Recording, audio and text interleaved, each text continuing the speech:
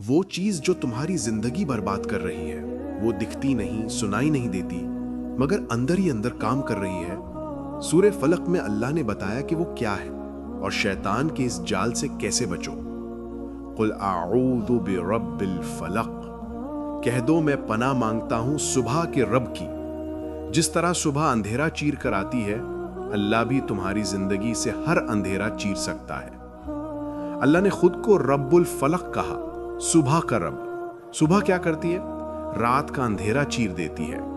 تمہاری زندگی میں بھی اندھیرا ہے، حسد کا، جادو کا، برے لوگوں کا، بری نظر کا۔ یہ سب اندھیروں کی طرح تمہیں گھیر لیتی ہیں، مگر جب تم اس رب کی پناہ مانگو جو صبح لاتا ہے، وہ تمہارے ہر اندھیرے کو چیر دے گا۔ صبح کا رب اندھیرے کو کبھی نہیں رہنے دیتا۔ پھر اگلی آیت میں بتایا کہ کس کس چیز سے پناہ مانگنی ہے۔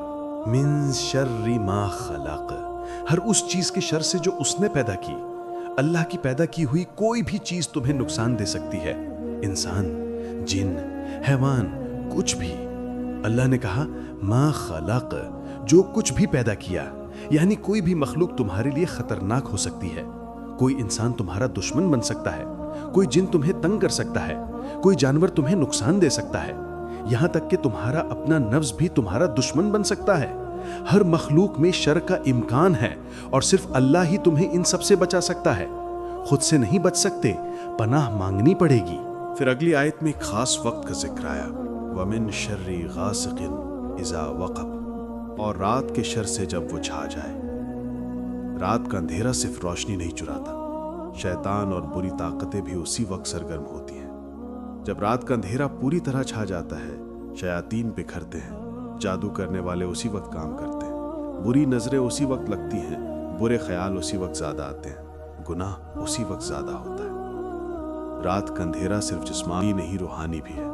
تم نے کبھی غور کیا کہ رات کو دل زیادہ بھاری ہوتا ہے، وسوسے زیادہ آتے ہیں؟ یہ سب اندھیرے کا اثر ہے۔ اس لیے اللہ نے کہا رات کے شر سے پناہ مانگو۔ پھر اگلی آیت میں ایک اور خطرناک چیز کا ذکر آیا، وَمِن شَرِّ النَّفَّاثَاتِ فِي الْعُقَدِ، اور گانٹ لگانے والیوں کے شر سے جو ان میں پھونکتی ہیں۔ جادو کرنے والے گانٹھوں میں پھونک کر تمہاری زندگی باندھ دیتے ہیں۔ یہ آیت جادو کا ذکر کر رہی ہے۔ جادو حقیقت ہے، قرآن نے اس کا ذکر کیا۔ جادو کرنے والے گانٹھیں لگاتے ہیں اور ان میں پھونکتے ہیں، تمہارا نام لیتے ہیں اور تمہاری زندگی باندھ دیتے ہیں۔ رشتہ نہیں ہوتا، کامیابی نہیں ملتی، صحت خراب رہتی ہے، گھر میں لڑائی رہتی ہے۔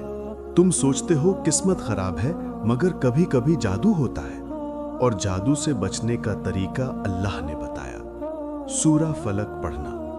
رسول اللہ پر بھی جادو ہوا تھا اور یہی سورہ انہیں شفا بنی۔ پھر آخری آیت میں سب سے عام برائی کا ذکر آیا، وَمِن شَرِّ حَاسِدٍ إِذَا حَسَدَ، اور حسد کرنے والے کے شر سے جب وہ حسد کرے۔ حسد کی نظر تمہاری زندگی تباہ کر سکتی ہے اور تم جانتے بھی نہیں۔ حسد سب سے خطرناک چیز ہے۔ کوئی تمہاری خوشی دیکھ کر جلتا ہے، تمہاری کامیابی دیکھ کر دل میں آگ لگتی ہے، تمہارا گھر دیکھ کر حسد کرتا ہے اور تمہیں پتہ بھی نہیں چلتا۔ نظر لگ جاتی ہے، زندگی الجھنے لگتی ہے، سب کچھ ٹھیک ہے مگر سکون نہیں۔ یہ حسد کا اثر ہے، اور حسد کرنے والا ضروری نہیں کہ دشمن ہو، کبھی کبھی اپنے ہی لوگ حسد کرتے ہیں، رشتہ دار، دوست، پڑوسی، کوئی بھی۔ اس لیے اللہ نے کہا حسد سے پناہ مانگو، کیونکہ حسد کی آگ تمہیں جلا دیتی ہے اور تمہیں پتہ بھی نہیں چلتا۔ تمہاری زندگی میں جو الجھنیں ہیں، سکون نہیں ہے، سب کچھ بکھر رہا ہے، شاید اس کا سبب وہی ہے جو تم دیکھ نہیں سکتے۔ رات کا اندھیرا، جادو کی گانٹھیں، حسد کی نظریں، یہ سب حقیقت ہے، اور ان سب سے بچنے کا صرف ایک طریقہ ہے، اللہ کی پناہ۔ سورہ فلق ہر روز پڑھو، صبح پڑھو، رات کو پڑھو، گھر سے نکلنے سے پہلے پڑھو۔ یہ تمہاری ڈھال ہے، یہ تمہاری حفاظت ہے۔ جب تم صبح کے رب کی پناہ میں آ جاؤ، کوئی اندھیرا تمہیں چھو نہیں سکتا۔